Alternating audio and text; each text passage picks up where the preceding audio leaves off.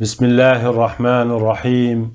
حديثنا في هذه الحلقة الخامسة من برنامجنا أي الصحابة أنت؟ أي الصحابيات أنت؟ سيكون عن حديث مشهور جدا بين الناس رواه البخاري ومسلم، ولا أعلم لهذا الحديث مع شهرته راو في الصحيحين عن رسول الله صلى الله عليه وسلم غير ابن عمر رضي الله عنهما. هذا الحديث رواه نافع عن ابن عمر، ورواه محمد بن شهاب الزهري عن سالم عن ابن عمر، لأن الزهري لا يروي عن نافع، وإنما يأخذ أحاديث ابن عمر عن سالم ابن عبد الله ابن عمر. في هذا الحديث المرفوع إلى الرسول صلى الله عليه وسلم يخبرنا ابن عمر أنه صلى الله عليه وسلم قال: بينما 3 نفر ممن كان قبلكم يمشون إذ أخذهم المطر فمالوا إلى غار في الجبل فدخلوه للمبيت، فانحدرت صخرة من الجبل فانحطت على فم غارهم فأطبقت عليهم وسدت عليهم الغار، فقال بعضهم لبعض: إنه والله يا هؤلاء لا ينجيكم من هذه الصخرة إلا الصدق، فليدعو كل رجل منكم بأفضل عمل عمله لله تعالى وبما يعلم أنه قد صدق فيه، لعل الله يفرجها عنكم. فقال رجل منهم: اللهم إنه كان لي أبوان، وفي رواية والدان شيخان كبيران، وكنت لا أغبق قبلهما أهلا ولا مالا، ولي صبية صغار وامرأة، فكنت أخرج فأرعى عليهم غنما لي، ثم أجيء فأحلب كل ليلة، فأجيء بالحلاب فآتي به أبوي فيشربان، ثم أسقي الصبية وأهلي وامرأتي. فنأى بي ذات يوم الشجر في طلب شيء فاحتبست ليلة، فلم آتي حتى أمسيت، فحلبت لهما غبوقهما كما كنت أحلب، فجئت بالحلاب فإذا هما نائمان. قال: وأهلي وعيالي يتضاغون من الجوع، فكنت لا أسقيهم حتى يشرب أبواي، فقمت عند رؤوسهما أكره أن أوقظهما من نومهما، وكرهت أن أغبق قبلهما أهلا أو مالا فيستكن لشربتهما، فلبثت والقدح على يدي أنتظر استيقاظهما، والصبية يتضاغون عند رجلي، فلم يزل ذلك دأبي ودأبهم حتى طلع الفجر، فاستيقظا فشربا غبوقهما. اللهم إن كنت تعلم أني فعلت ذلك من خشيتك وابتغاء وجهك، فافرج عنا ما نحن فيه من هذه الصخرة فرجة نرى منها السماء. قال: ففرج الله عنهم الصخرة شيئا لا يستطيعون الخروج منه حتى نظروا إلى السماء. وقال الثاني: اللهم إنه كانت لي ابنة عم أحببتها كأشد ما يحب الرجال النساء، وكانت أحب الناس إلي، فأردتها عن نفسها فامتنعت مني، حتى ألمت بها 1 من السنين، فجاءتني فطلبت منها وراودتها عن نفسها فأبت علي، إلا أن آتيها ب100 دينار، فسعيت فيها فتعبت حتى جمعتها فأعطيتها 20 و100 دينار، على أن تخلي بيني وبين نفسها، فأمكنتني من نفسها حتى إذا قدرت عليها قالت: يا عبد الله، اتق الله، ولا أحل لك أن تفض الخاتم إلا بحقه. فتحرجت من الوقوع عليها، فقمت وتركتها وهي أحب الناس إلي، وتركت الذهب الذي أعطيتها. اللهم إن كنت فعلت ذلك من خشيتك وابتغاء وجهك فافرج عنا ما نحن فيه. فانفرجت الصخرة، غير أنهم لا يستطيعون الخروج منها. قال النبي صلى الله عليه وسلم: وقال الثالث: اللهم إن كنت تعلم أني استأجرت أجراء كل أجير بفرق من أرز أو من ذرة، فأعطيتهم أجرهم، غير رجل واحد لما قضى عمله قال: أعطني حقي. فعرضت عليه فرقه فتركه ورغب عنه، وذهب وأبى أن يأخذ. فعمدت إلى ذلك الفرق فزرعته، فلم أزل أزرعه وأثمر أجره حتى كثرت منه الأموال، فصار من أمره أني اشتريت منه بقرا ورعاءها. ثم جاء بعد حين فقال: يا عبد الله، اتق الله ولا تظلمني واعطني حقي. فقلت له: كل ما ترى من أجرك من الإبل والبقر والغنم ورعاتها والرقيق. فقال: يا عبد الله، اتق الله ولا تستهزئ بي، إنما لي عندك فرق من أرز. فقلت له: إني لا أستهزئ بك، ولكنها لك من ذلك الفرق، فخذ. فأخذه كله فاستاقه، فلم يترك منه شيئا. اللهم إن كنت تعلم أني فعلت ذلك ابتغاء وجهك فافرج عنا ما بقي. فانفرجت الصخرة، فخرجوا من الغار يمشون. هذا الحديث تكرر في صحيح البخاري 5 مرات، واحدة منهن عن الزهري عن سالم عن ابن عمر، وما تبقى عن نافع عن ابن عمر.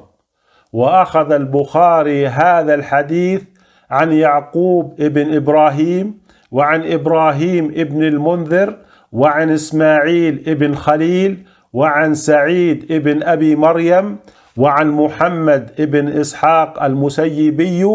وورد هذا الحديث أيضا مرة واحدة في صحيح الإمام مسلم عن نافع عن ابن عمر. وأخذه الإمام مسلم عن أبي اليمان، وأخذ بعض الزوائد عن إسحاق ابن منصور وعبد بن حميد، أي أن هنالك 6 رواه لحديث واحد رواه صحابي واحد هو عبد الله ابن عمر، مرفوع إلى الرسول صلى الله عليه وسلم. ولنعيد قراءة الحديث مع توضيح لبعض المعاني فيه. يحكي النبي صلى الله عليه وسلم أنه بينما 3 نفر، وفي رواية رهط، والرهط ما دون 10 من الرجال، لا يكون فيهم امرأة، ممن كان قبلكم، أي من الأمم السابقة، بينما 3 نفر ممن كان قبلكم يمشون إذ أخذهم المطر، فمالوا بسبب نزول المطر إلى غار في الجبل فدخلوه للمبيت، فانحدرت صخرة من الجبل فانحطت على فم غارهم، فأطبقت عليهم، فأغلقت مخرج الغار الذي يخرجون منه، وسدت عليهم الغار، أي فحبس 3 داخل هذا الكهف. فقال بعضهم لبعض: إنه والله يا هؤلاء لا ينجيكم من هذه الصخرة إلا الصدق، فليدع كل رجل منكم بأفضل عمل عمله لله تعالى وبما يعلم أنه قد صدق فيه، لعل الله يفرجها عنكم. فقال رجل منهم: اللهم إنه كان لي أبوان والدان شيخان كبيران، وكنت لا أغبق قبلهما أهلا ولا مالا، ولي صبية صغار وامرأة، أي لا أقدم عليهما أحدا في شرب لبن العشي، وهذا كناية على شدة بره بهما. يقول: فكنت أخرج فأرعى عليهم غنما لي، ثم أجيء فأحلب كل ليلة، فأجيء بالحلاب أي باللبن، فآتي به أبوي فيشربان، ثم أسقي الصبية وأهلي وامرأتي. فنأى بي ذات يوم الشجر في طلب شيء، فاحتبست ليلة، فلم آتي حتى أمسيت، فوجدتهما قد ناما، فحلبت لهما غبوقهما كما كنت أحلب، فجئت بالحلاب فإذا هما نائمان. قال: وأهلي وعيالي يتضاغون من الجوع، أي يضجون ويصيحون من الجوع، فكنت لا أسقيهم حتى يشرب أبواي، فقمت عند رؤوسهما أكره أن أوقظهما من نومهما، وكرهت أن أغبق قبلهما أهلا أو مالا، فيستكنا لشربتهما، أن يضعفا لعدم تناولهما عشاؤهما وهو اللبن. فلبثت والقدح على يدي أنتظر استيقاظهما من النوم، والصبية يتضاغون عند رجلي، فلم يزل ذلك دأبي ودأبهم حتى طلع الفجر، فاستيقظا فشربا غبوقهما.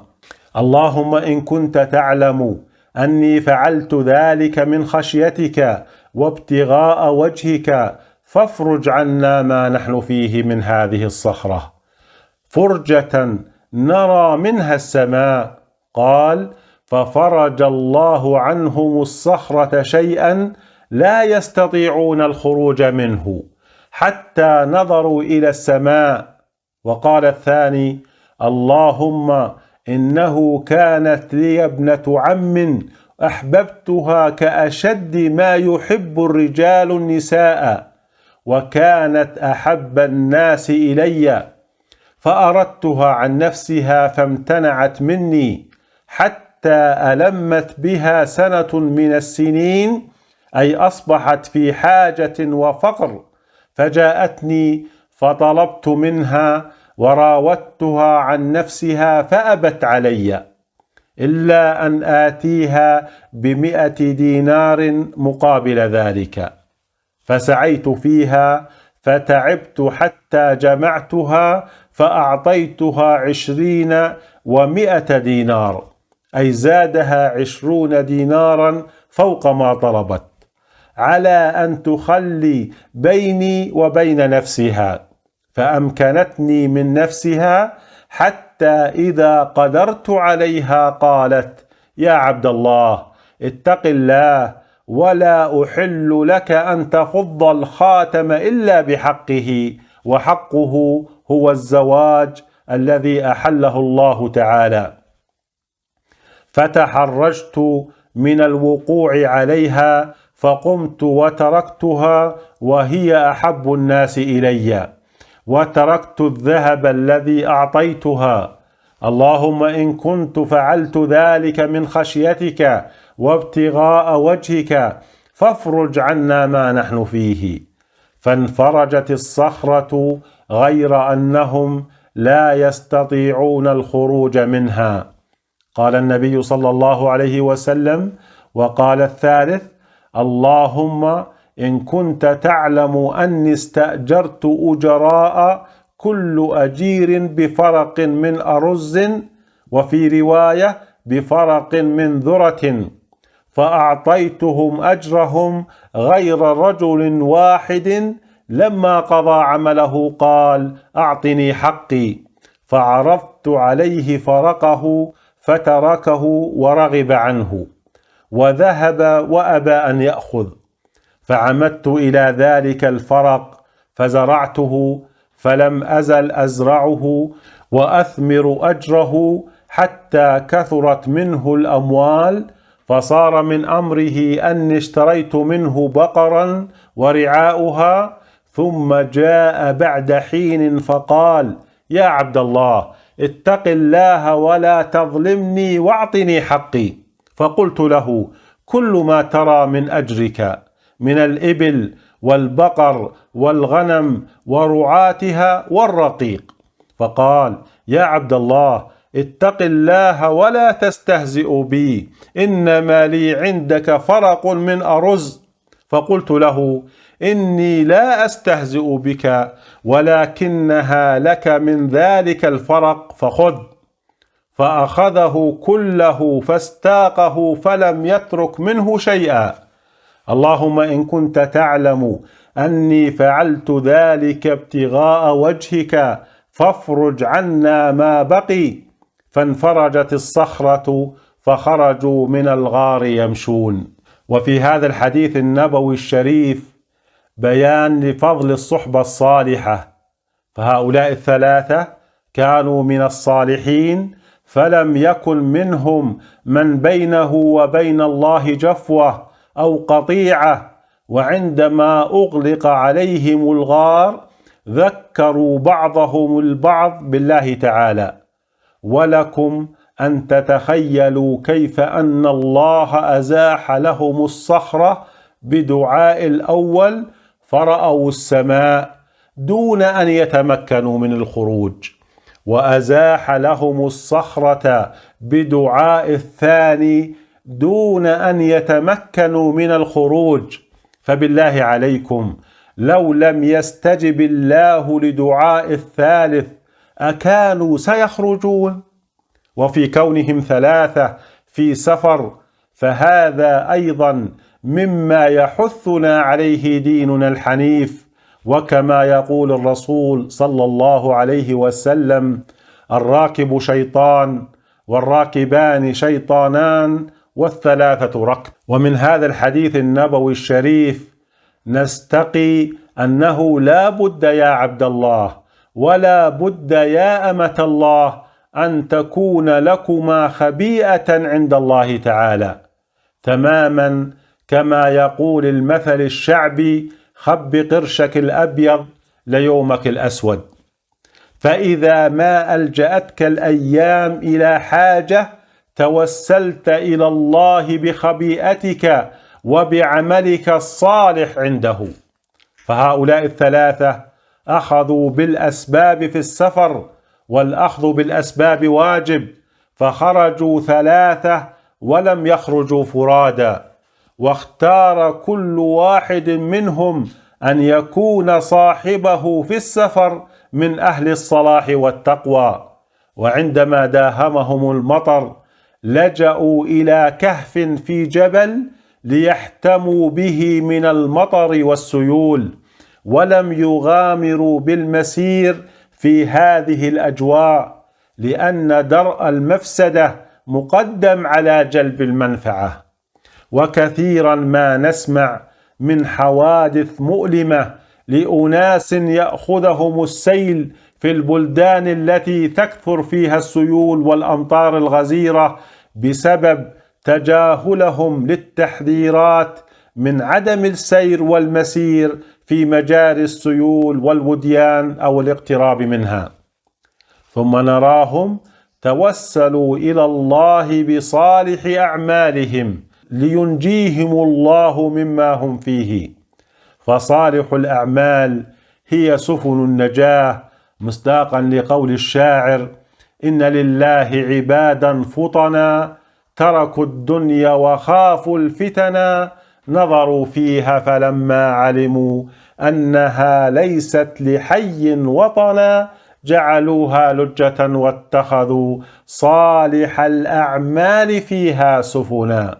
ألم يتوسل عمر بن الخطاب رضي الله عنه إلى الله تعالى بعم النبي صلى الله عليه وسلم بعد وفاته، وذلك من أجل نزول المطر، فينزل الله تعالى المطر بإذنه. ففي البخاري يقول عمر بن الخطاب: اللهم إنا كنا نتوسل إليك بنبينا صلى الله عليه وسلم فتسقينا، وإنا نتوسل إليك بعم نبينا فاسقنا. قال: فيسقون. فلم يتوسل عمر بن الخطاب رضي الله عنه بعد وفاة الرسول صلى الله عليه وسلم بالعباس رضي الله عنه، وإنما توسل بعم نبينا، ونبينا هو أصلح الأعمال عند الله عز وجل. وهل هنالك عمل أصلح منه صلى الله عليه وسلم لنتوسل به إلى الله؟ ألم يقل نوح عليه السلام في القرآن الكريم: رب إن ابني من أهلي، فأجابه الله عز وجل قال: يا نوح إنه ليس من أهلك، إنه عمل غير صالح. فابن نوح عمل ولكنه غير صالح. أما نبينا محمد فهو أصلح الأعمال عند الله عز وجل وأحبها إلى الله. إن توسل هؤلاء النفر إلى الله عز وجل بالأعمال الصالحة صاحبه يقين بإجابة الله لدعائهم، مصداقا لقوله صلى الله عليه وسلم: ادعوا الله وأنتم موقنون بالإجابة. ادعوا الله وأنتم موقنون بالإجابة، واعلموا أن الله لا يستجيب دعاء من قلب غافل لاهٍ، كيف وقد انقطعت أسبابهم إلا من الله. أمن يجيب المضطر إذا دعاه ويكشف السوء، وهل يرد القدر إلا الدعاء؟ وهل هنالك غير الله من ينجي من ظلمات البحر والبر؟ قل من ينجيكم من ظلمات البر والبحر؟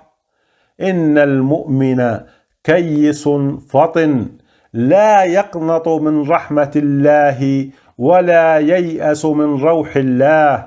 يقول الله تعالى: قل يا عبادي الذين أسرفوا على أنفسهم لا تقنطوا من رحمة الله، إن الله يغفر الذنوب جميعا إنه هو الغفور الرحيم.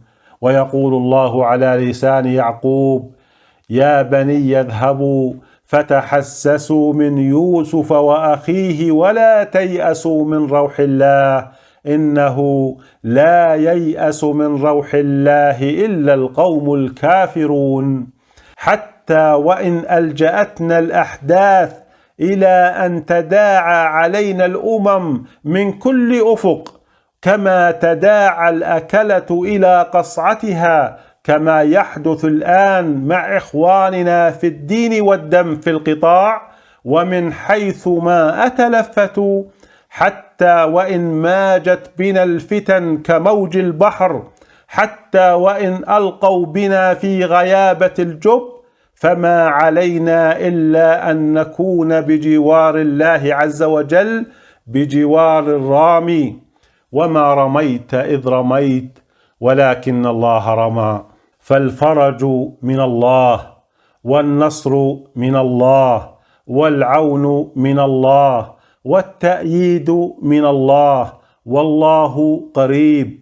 وإذا سألك عبادي عني فإني قريب، وما يعلم جنود ربك إلا هو، فادعوه حتى تجدوه. فمن وجد الله فماذا فقد؟ ومن فقد الله فماذا وجد؟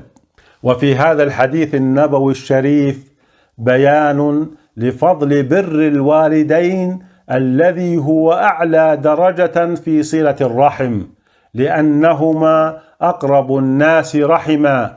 وهل هنالك أعظم من بر الوالدين؟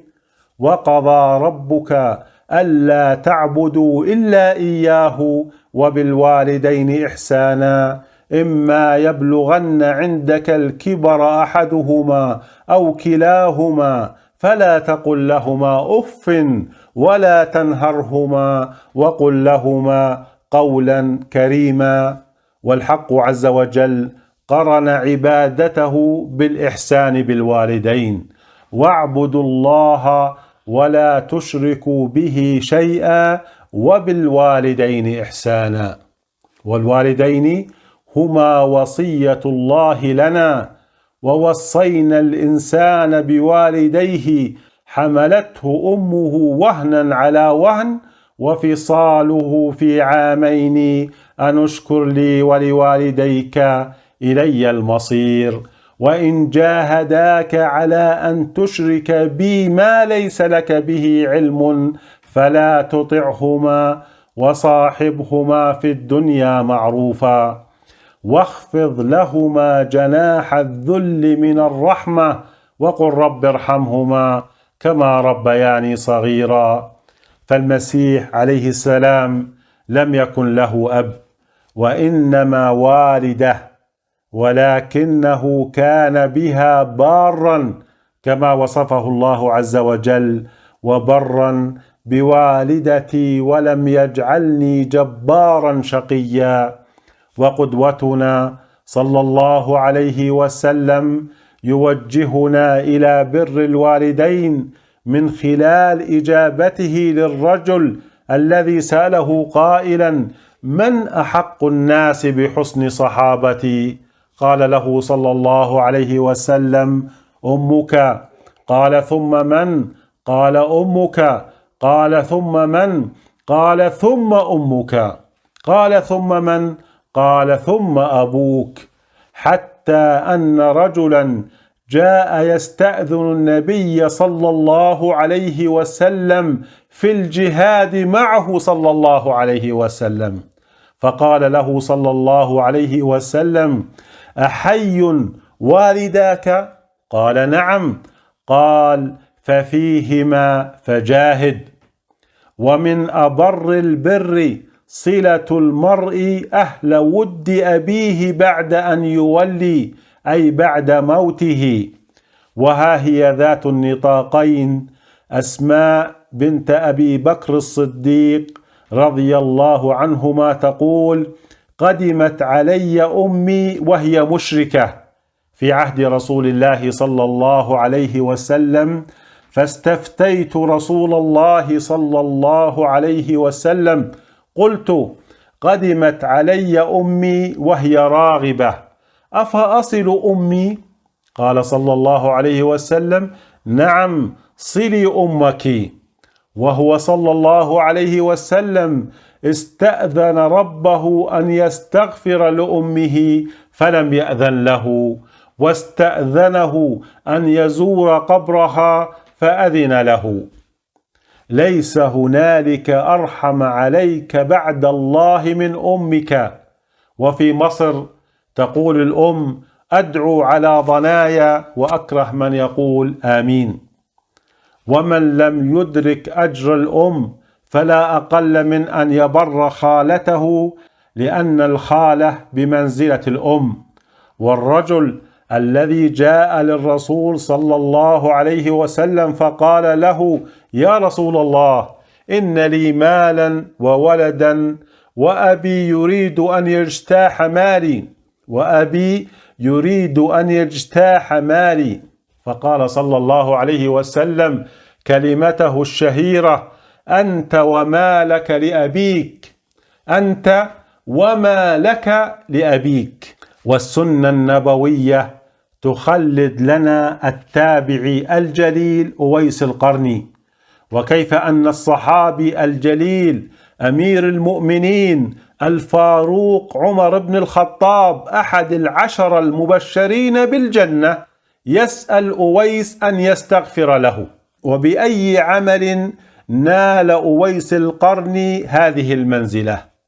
نالها ببره لوالدته، حيث يروي مسلم في صحيحه ويقول: كان عمر بن الخطاب إذا أتى عليه أمداد أهل اليمن، وذلك في خلافة عمر، سألهم: أفيكم أويس بن عامر؟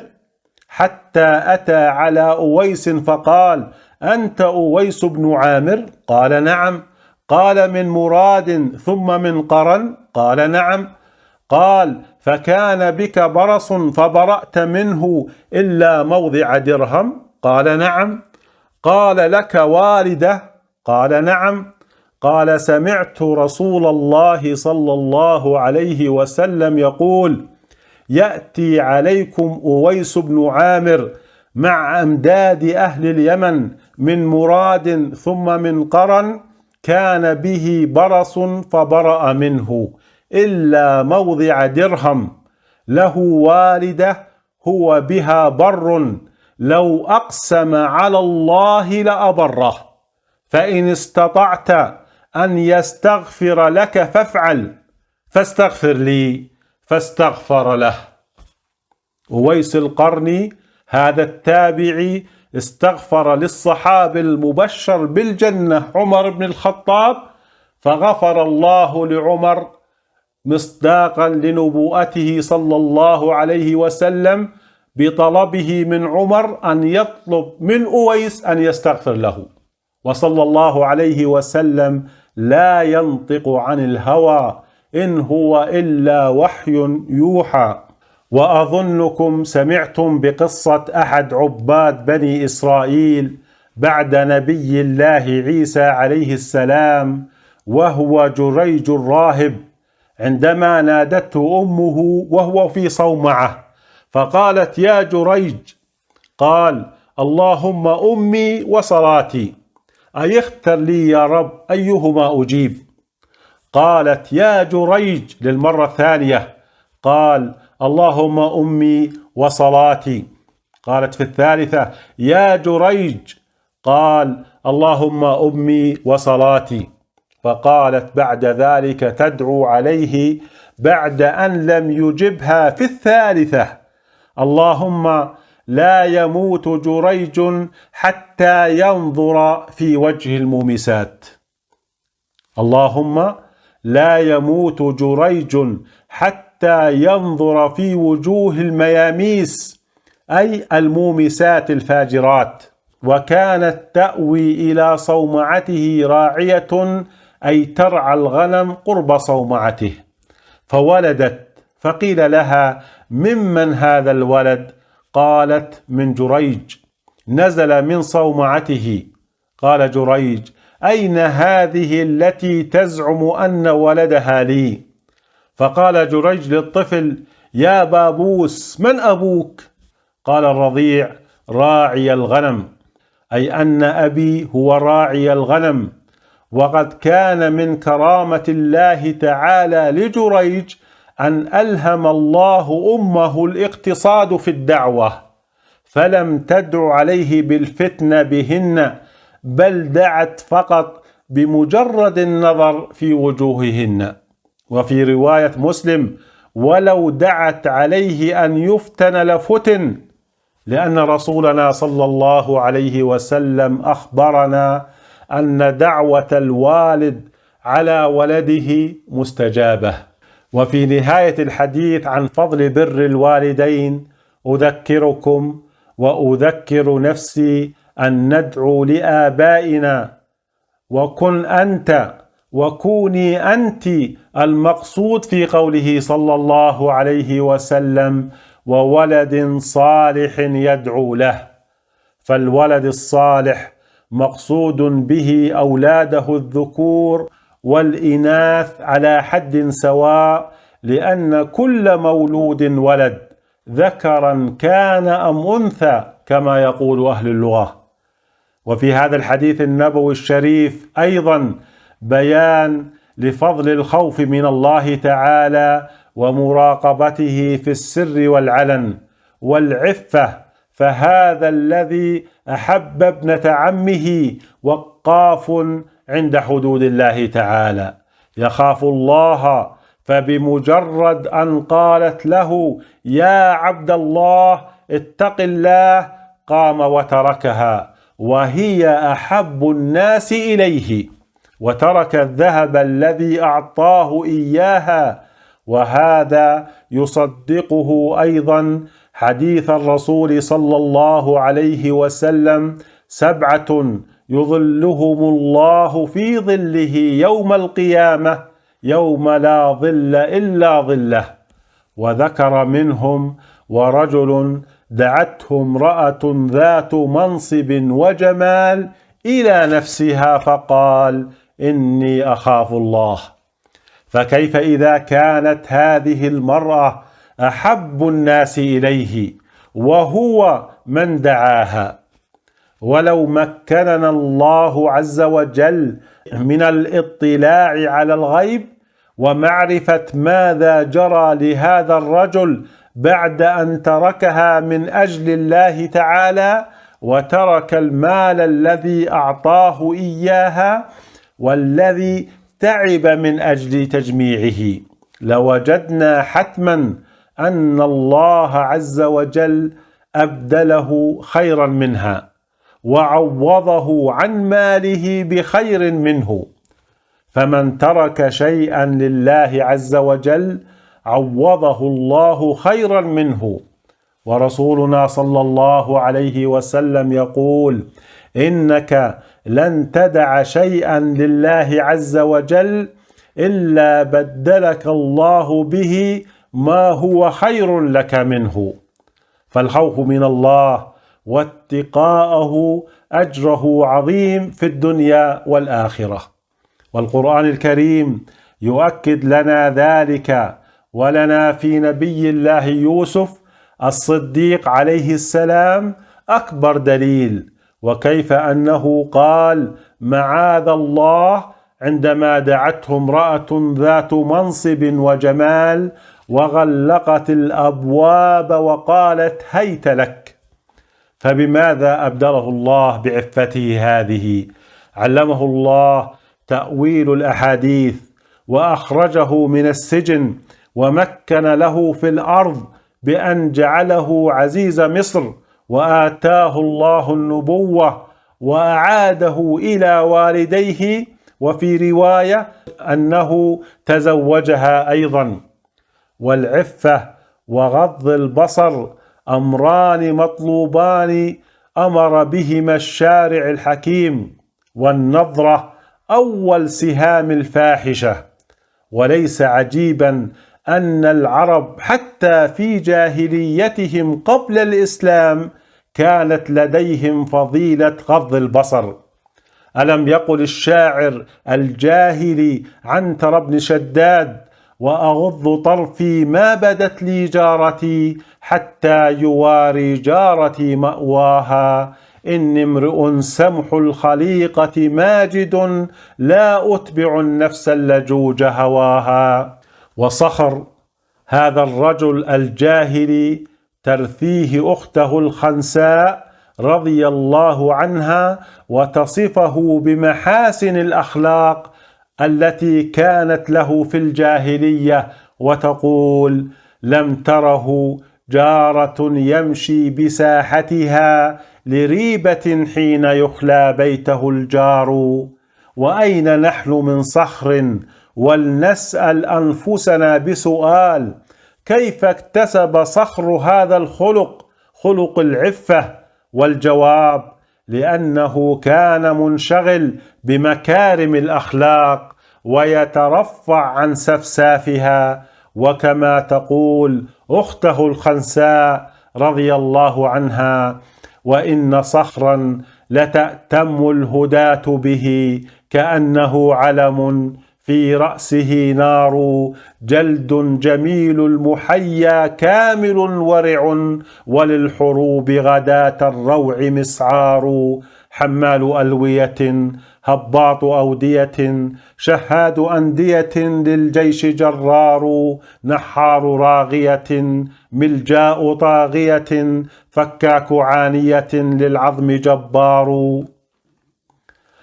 فالله طلب منك أن تغض بصرك عن محارم الآخرين، وطلب في المقابل أن يغض الآخرون من أبصارهم عن محارمك أيضا. فأي دين هذا وأي رقي هذا؟ وصدق الإمام الشافعي إذ يقول: عفوا تعف نساؤكم في المحرم، وتجنبوا ما لا يليق بمسلم. إن الزنا دين فإن أقرضته كان الوفى من أهل بيتك فاعلمي. يا هاتكا حرم الرجال وقاطعا سبل المودة عشت غير مكرم. لو كنت حرا من سلالة ماجد ما كنت هتاكا لحرمة مسلم. من يزني يزن به ولو بجداره، إن كنت يا هذا لبيبا فافهمي. وفي قصة الغلام الشاب الذي جاء إلى الرسول صلى الله عليه وسلم يستأذنه بالفاحشة، نرى أنه صلى الله عليه وسلم أخبره وأخبر صحابته وأخبرنا من خلالهم وأخبر الأمة إلى يوم الدين أن الناس لا يحبون الفاحش لأمهاتهم ولا لبناتهم ولا لأخواتهم ولا لخالاتهم ولا لعماتهم. ولا يؤمن أحدكم حتى يحب لأخيه ما يحب لنفسه من الخير. والشاعر يقول: أنصف هديت إذا ما كنت منتصفا، لا ترضى للناس شيئا لست ترضاه. وأورد إسماعيل حقي في تفسير روح البيان أنه كان رجل سقاء بمدينة بخارى يحمل الماء إلى دار صائغ مجوهرات مدة 30 سنة، وكان لذلك الصائغ زوجة صالحة في نهاية الحسن والبهاء. فجاء السقاء على عادته يوما، ولكنه هذه المرة أخذ بيدها وعصرها. فلما جاء زوجها من السوق قالت: ما فعلت اليوم خلاف رضا الله تعالى؟ فقال زوجها: ما صنعت. فألحت فقال: جاءت امرأة إلى دكاني وكان عندي سوار فوضعته في ساعدها فأعجبني بياض يدها فعصرتها. فقالت زوجة الصائغ: الله أكبر، هذه حكمة خيانة السقاء اليوم. فقال الصائغ: أيتها المرأة إني تبت فاجعليني في حل. فلما كان من الغد جاء السقاء وتاب وقال: يا صاحبة المنزل اجعليني في حل فإن الشيطان قد أضلني. فقالت زوجة الصائغ للسقاء: امضي، فإن الخطأ لم يكن إلا من الشيخ الذي في الدكان. وتقصد زوجها الصائغ، فاقتص الله منه في الدنيا. دقة بدقة، ولو زدنا لزاد السقاء. وصدق من قال: إني لأعصي الله فأعرف أثر ذلك في خلق دابتي وخادمي وامرأتي وفأر بيتي. أخي المسلم، أختي المسلمة، كونوا وقافين عند حدود الله تعالى، وإياكم ثم إياكم ثم إياكم أن ترعوا حول الحمى، فإن الإسلام جاء ليحل الحلال ويحرم الحرام، وجعل الله الحلال بين وجعل الحرام بين، وجعل بينهما أمورا مشتبهات لا يعلمهن كثير من الناس. فمن اتقى الشبهات فقد استبرأ لدينه وعرضه، ومن وقع في الشبهات وقع في الحرام. وجعل الله لما أحل حدودا وأمرنا أن لا نتعداها، تلك حدود الله فلا تعتدوها. وذكر مثلا: وكلوا واشربوا ولا تسرفوا. فالإسراف تعدي لحدود الله، وجعل لما حرم حدودا وأمرنا ألا نقترب منها، تلك حدود الله فلا تقربوها. وقال مثلا: ولا تقربوا الزنا إنه كان فاحشة وساء سبيلا. فالاقتراب من الزنا هو الاقتراب من حدود الله التي أمرنا ألا نقترب منها، فكن وقافا عند حدود الله تعالى، وإياك أن ترعى حول الحمى، وتذكر أن حالات النفس البشرية تبدأ بالإدراك ثم الوجدان ثم النزوع. وشيخنا الشعراوي رحمه الله يقرب لنا هذه المفاهيم بالوردة في البستان: إن نظرت إليها ورأيتها فقد أدركتها، فإن شممت رائحتها فهذا وجدان، فإن مددت يدك لتقطفها فذلك النزوع. وديننا الحنيف لا يحاسبنا إلا على النزوع، لأنه بالنزوع يثبت الجرم، ولم يستثني من ذلك إلا أن تخشى المرأة التي لا تحل لك، فمنعك ابتداء من النظر إليها، وهو الإدراك، لأن من أدرك وجد، ومن وجد نزع، والنزوع في هذا الأمر فاحشة ومقتا وساء سبيلا.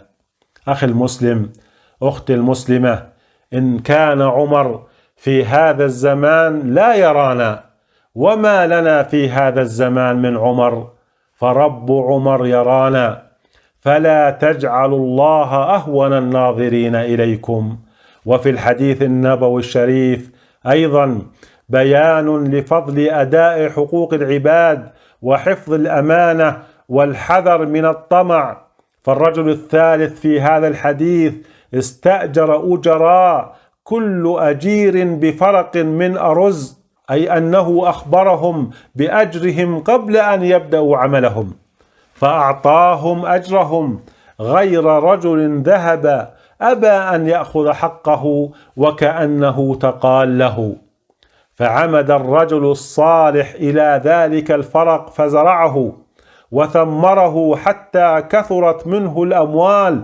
فلما جاء الأجير بعد ذلك بعد حين يطلب حقه، قال له الرجل: كل ما ترى من أجرك من الإبل والبقر والغنم ورعاتها والرقيق لك من ذلك الفرق، فخذ. فأخذه كله فاستاقه، فلم يترك منه شيئا. وماذا كانت النتيجة؟ فرج الله عنهم الصخرة، وخرجوا يمشون بفضل الله تعالى وبرحمته وبقبول الله لصالح أعمالهم. فخبيئة هذا الرجل عند الله في وقت اليسر نفعته في وقت الشدة والعسر. وحري بك أيها المسلم أن تتعرف على الله في الرخاء ليعرفك في الشدة. وإياك ثم إياك ثم إياك وأكل حقوق العباد، لأنها لا تسقط عنك، ومطالب بها يوم القيامة، يوم لا ينفع مال ولا بنون. فالرسول صلى الله عليه وسلم يوصينا أن نعطي الأجير أجره قبل أن يجف عرقه، ويحذرنا من منع الأجير حقه بقوله صلى الله عليه وسلم في الحديث القدسي: قال الله: ثلاثة أنا خصمهم يوم القيامة. الله عز وجل خصمهم يوم القيامة، وذكر منهم: ورجل استأجر أجيرا فاستوفى منه ولم يعطه أجره. فهل تستطيع أيها الإنسان أن تكون خصما لله يوم القيامة؟ ومن كان مالك الملك خصمه يوم القيامة أخصمه. ورسول الله صلى الله عليه وسلم يقول: لتؤدن الحقوق إلى أهلها يوم القيامة حتى يقاد للشاة الجلحاء من الشاة القرناء. وفي هذا الحديث الذي رواه مسلم أقسم النبي صلى الله عليه وسلم أن الحقوق ستؤدى إلى أهلها يوم القيامة، ولا يضيع لأحد حق. فالحق الذي لك إن لم تستوفه في الدنيا استوفيته في الآخرة ولا بد. ويوم القيامة لا درهم ولا دينار. وكما يقول الرسول: من كانت عنده مظلمة لأخيه فليتحلله منها، فإنه ليس ثم دينار ولا درهم، من قبل أن يؤخذ لأخيه من حسناته، فإن لم يكن له حسنات أخذ من سيئات أخيه فطرحت عليه. وفي هذا الحديث النبوي الشريف أيضا بيان لفضل صنائع المعروف، وأنها تقي مصارع السوء والآفات والهلكات. وأهل المعروف في الدنيا هم أهل المعروف في الآخرة. والشاعر يقول: ازرع جميلا ولو في غير موضعه، فلا يضيع جميل أينما زرعا. إن الجميل وإن طال الزمان به، فليس يحصده إلا الذي زرعا. ألم يحصد هذا الرجل جميل ما عمل بأن استجاب الله دعاءه وفرج عنه ما هم فيه؟ وفي هذا الحديث النبوي الشريف أيضا تأكيد على أن هذا الدين إنما جاء ليتمم مكارم الأخلاق. فها هي الأمم السابقة ترى أن بر الوالدين والتعفف عن الحرام من مكارم الأخلاق ومن صالح الأعمال، وترى أن ارتكاب الفاحشة كبيرة من الكبائر، وأن تقوى الله عز وجل من أقرب القربات إلى الله، وترى أن أداء الحقوق إلى أهلها من مكارم الأخلاق أيضا، وترى أن الدعاء لا يكون إلا إلى الله، وأن الإخلاص في العمل شرط في قبول صحة العمل، لأن الله عز وجل لا يقبل من الأعمال إلا ما كان صحيحا خالصا. ربنا أصلح لنا علانيتنا وسرنا، وتقبل منا إنك أنت السميع البصير. هذا ما لدينا في هذا اللقاء. دمتم في رعاية الله، والسلام عليكم ورحمة الله تعالى وبركاته.